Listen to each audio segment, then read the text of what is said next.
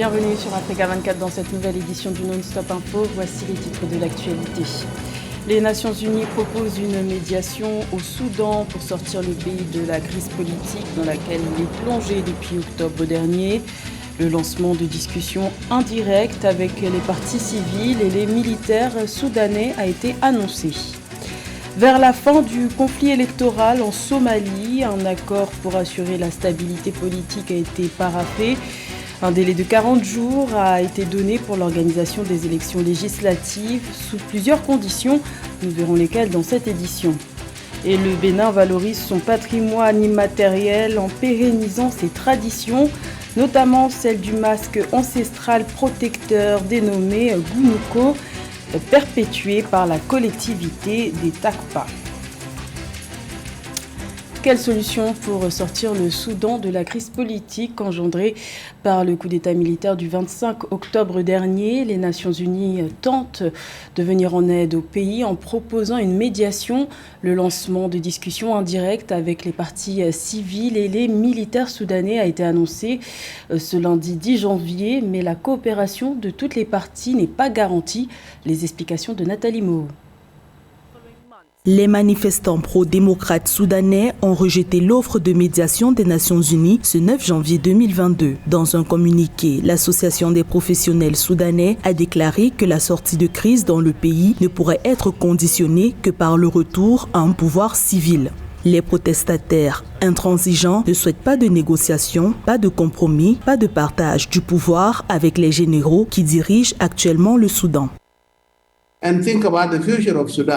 Je doute que l'ONU puisse obtenir quelques résultats satisfaisants, que ce soit à travers cette médiation, surtout auprès des populations qui veulent le départ des militaires. Les Soudanais auraient préféré le maintien du gouvernement civil malgré ses faiblesses. Cela leur aurait au moins garanti la possibilité de voir se tenir des élections. Ils auraient ainsi pu, pour une fois, élire eux-mêmes leurs dirigeants.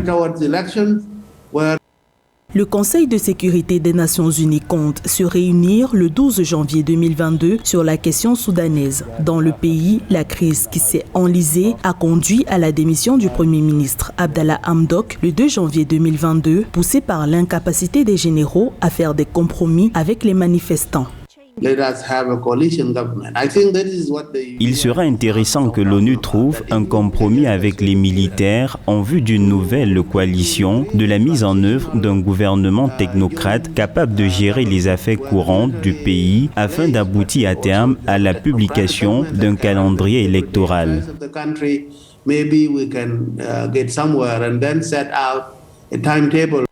Si les manifestants soudanais sont opposés au dialogue avec le pouvoir militaire, des organisations internationales comme l'Organisation de la coopération islamique ont encouragé l'initiative onusienne. La réaction de l'Union africaine au sujet de la médiation proposée reste cependant attendue.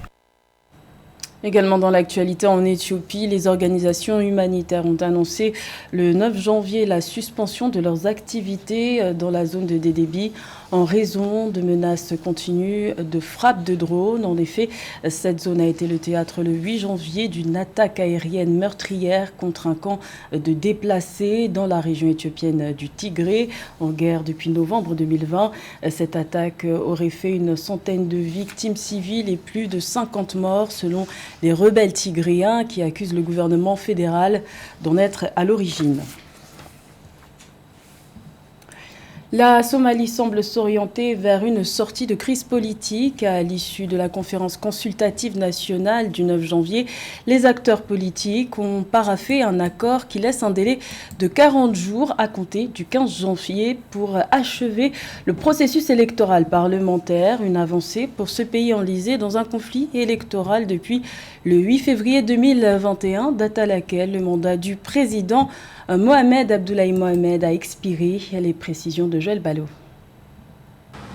En Somalie, les dirigeants s'accordent pour achever les élections parlementaires d'ici le 25 février 2022. Cette annonce a été faite à la clôture de la conférence consultative nationale qui s'est achevée le 9 janvier 2022 après une semaine d'échanges entre les membres des différentes classes politiques. Nous nous engageons à mener à bien les élections avec vérification et certification des résultats en consultation avec toutes les parties prenantes telles que l'Union des candidats à la présidence, la société civile, les associations de femmes et autres parties prenantes. Du 15 janvier au 25 février 2022, soit 40 jours pour achever le processus électoral parlementaire. Plusieurs points ont été évoqués. Il s'agit notamment du parachèvement des élections présidentielles et législatives, la détermination d'un échéancier du scrutin et du dossier sécuritaire durant la phase transitoire que traverse la Somalie, la préservation du quota de 30% réservé aux femmes aux élections du Conseil du peuple. Le processus électoral parlementaire en Somalie est dû au fait qu'il y a un conflit assez profond entre le président Mohamed Abdullahi Mohamed dit Farmajo et son premier ministre qui exacerbe les retards dans le processus électoral. Mais il y a aussi un conflit entre l'État central et certaines provinces fédérées de la Somalie qui contribuent encore au retard de ce processus électoral. Sinon, avec l'accord qu'ils viennent de trouver, qui est un accord qui a l'avantage d'avoir un timing précis, un calendrier précis, peut-être que ça va débloquer la situation. Cette conférence intervient au terme d'une crise politique qui opposait le Premier ministre Mohamed Hussein Roble au chef de l'État Mohamed Abdullahi et qui s'est développée par la suite en des accusations mutuelles portant sur la responsabilité de chaque parti dans l'échec du déroulement des élections dans le pays. Dans le reste de l'actualité, en Ouganda, les écoles ont rouvert leurs portes ce lundi 10 janvier. Après 2 ans de fermeture, plus de 8 millions d'élèves ont pu regagner les écoles primaires et plus de 4 millions d'autres ont repris le chemin des lycées et des établissements de formation professionnelle. Notons que cette fermeture des écoles pendant 2 ans est la plus longue jamais observée dans le monde pour lutter contre la propagation de la pandémie de Covid-19.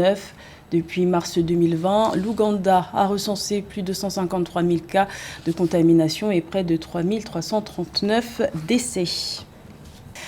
La CAN 2021 de football a bel et bien débuté au Cameroun depuis le 9 janvier. 24 sélections se disputent le titre tant convoité de champion d'Afrique.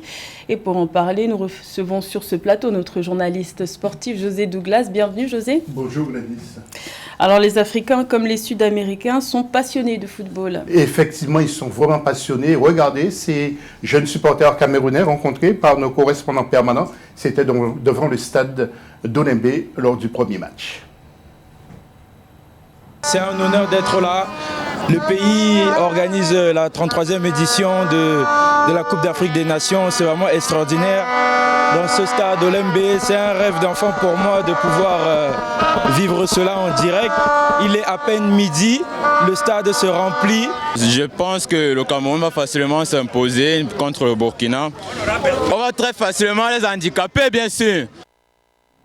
Retour sur les matchs de ce lundi 10 janvier, terme de la 2e journée. Exactement, donc peu prolifiques les attaquants. D'abord le Sénégal contre le Zimbabwe. Les guerriers ont bien résisté face aux Lions de la Teranga, mais à 20 secondes de la fin, l'arbitre sifflait un pénalty pour une main et Sadio Mané ne laissait aucune chance au gardien. Score final, 1-0 pour le Sénégal. L'autre match, eh bien, c'est Guinée contre le Malawi, premier match officiel pour Kaba Zerawa à la tête du Sidi national. Et victoire guinéenne, 1-0 qui fait du bien au moral, but de Silla à la 35e minute de jeu. Nous allons voir le tableau maintenant avec la Guinée qui est en tête, ex-aequo avec le Sénégal, 3 points, 3e le Mali et 4e le Zimbabwe. Nous allons voir maintenant le groupe C avec Maroc-Ghana. Les Lions de l'Atlas sont un peu endormis les Black Stars pour marquer grâce à Bouffal à la 83e minute de jeu. Les frères Ayou ont été très actifs, mais ça n'a pas suffi aux Ghanéens. L'autre match, eh bien, c'est Comores-Gabon avec le groupe C toujours, et un match qui s'est joué à 100 à l'heure, parfois débridé. Mais les Gabonais ont bien posé le ballon, plus technique, et ont marqué dès la 16e minute de jeu grâce à Boupanza.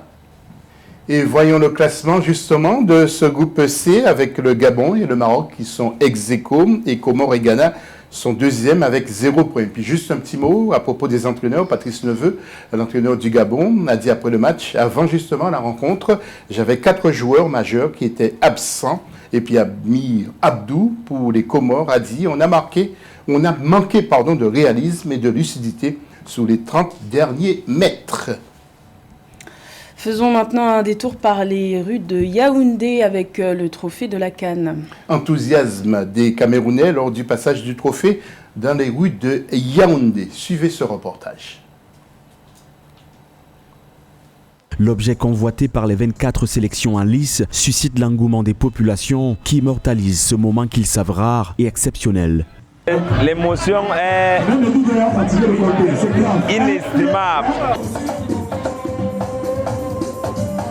Ces Marocains espèrent que la coupe va rentrer dans leur pays. C'est un événement sportif, c'est le plus important événement sportif dans le continent. C'est la fête du foot et franchement en termes de sécurité, on est bien au Cameroun. L'organisation est très bonne jusque-là, tout se passe vraiment très bien. L'accueil des équipes, l'accueil des supporters, la tournée aujourd'hui de la CAN Total Energy avec le trophée, etc. C'est vraiment génial, c'est très bien fait. Le trophée de la Coupe d'Afrique des Nations, parti du siège de la CAF au Caire en Égypte, a fait le tour de plusieurs pays qui prendront part à la compétition. Au Cameroun, Garoua, Limbé et Bafoussam Douala ont vu le précieux sésame présenté à leur population. Et voyons les matchs de ce mardi en groupe D et E. En groupe D tout d'abord, Nigeria contre l'Égypte à Garoua et Soudan contre Guinée-Bissau. Ça sera à 20h à Garoua également. Le capitaine nigérian Ahmed Moussa, c'est sa dernière Coupe d'Afrique des Nations.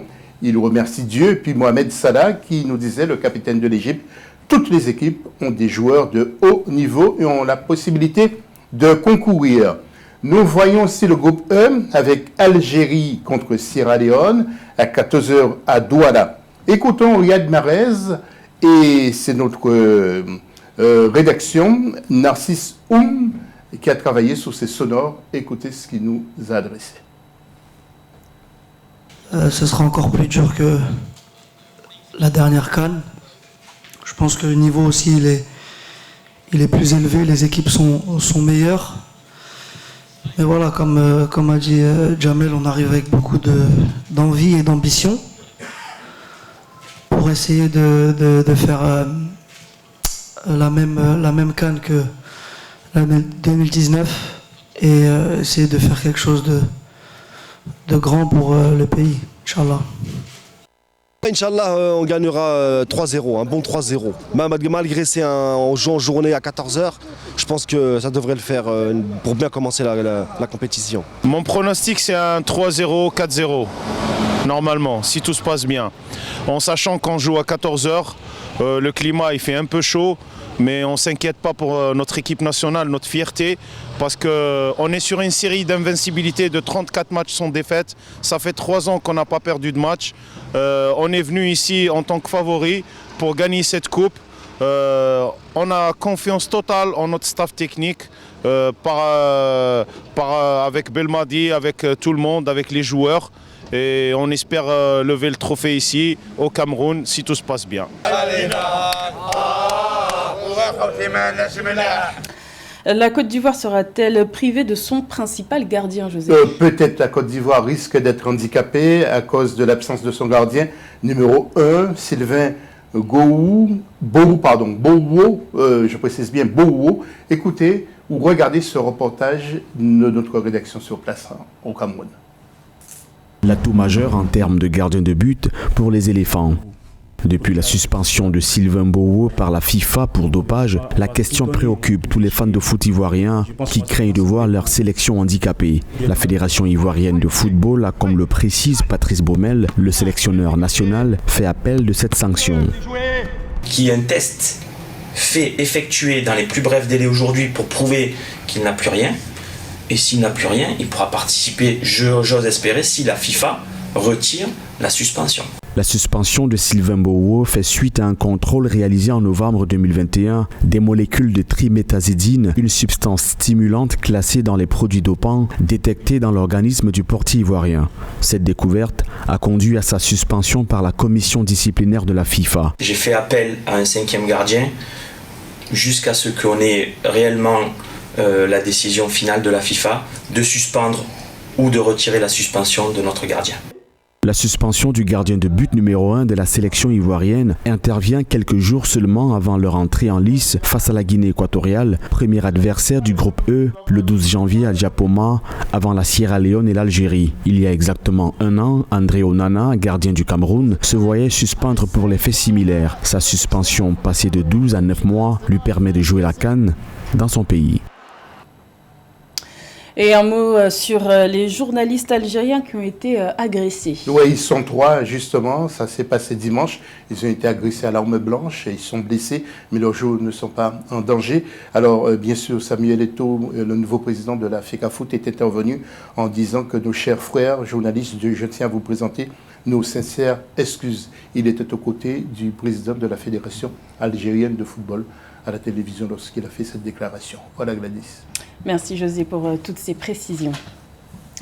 Le Bénin valorise son patrimoine immatériel en pérennisant ses traditions et notamment celle du masque ancestral protecteur dénommé Gounouko, perpétué par la collectivité des Takpa. Un rituel à découvrir dans ce reportage de notre correspondant Lefti Ounou. La collectivité des Takpa pérennise la tradition du masque ancestral intitulé Gounouko. À Porto-Novo, dans la localité de Oussa, les Takpa demeurent garantes de ce patrimoine immatériel culturel. Le masque Gounouko autrefois servait d'épouvantail pour éloigner les oiseaux des champs de riz, une culture prisée par cette communauté. À chaque sortie, le masque Gounouko impacte l'univers culturel local. Gounouko est venu, nos ancêtres, ce sont les cultivateurs. C'est des gens qui cultivent le riz. C'est par rapport aux oiseaux qui venaient les déranger dans leur champ qu'ils ont créé Gounouko. Voilà comment l'ancêtre Gounouko est venu. Le Gounouko fait tout, comme tous les autres vaudous. Le Gounouko guérit toute maladie. Les gens qui n'ont pas eu d'enfants. Une visite au palais Obinja de Porto-Novo nous a permis de découvrir en exclusivité les rituels marquant la sortie des masques du couvent. Monté en hauteur au balcon de l'étage situé à l'intérieur du palais des Takpa, le Gounouko est soigneusement descendu pour un rituel sacré devant sa divinité avant tout spectacle de danse. On ne peut pas parler de Gounouko sans parler de Takpa, qui a su pérenniser ces hiérophantes dans notre culture. Et les enfants, nos descendants, nos arrières et petits arrière-enfants verront, ils vont se poser des questions. Donc, c'est normal. Nous devons nous retrouver par notre identité. Ça signifie beaucoup de choses. Parce qu'en son temps, c'était réellement hiérophante qui était debout. Patrimoine immatériel béninois, le masque Gounouko se distingue par différentes tailles et sa forme de danse en pivot. La lignée des Takpa entend s'investir davantage afin de sauvegarder et pérenniser le Gounouko dans la culture béninoise. C'était le journal de la rédaction. Merci de l'avoir suivi. L'information continue sur Africa 24.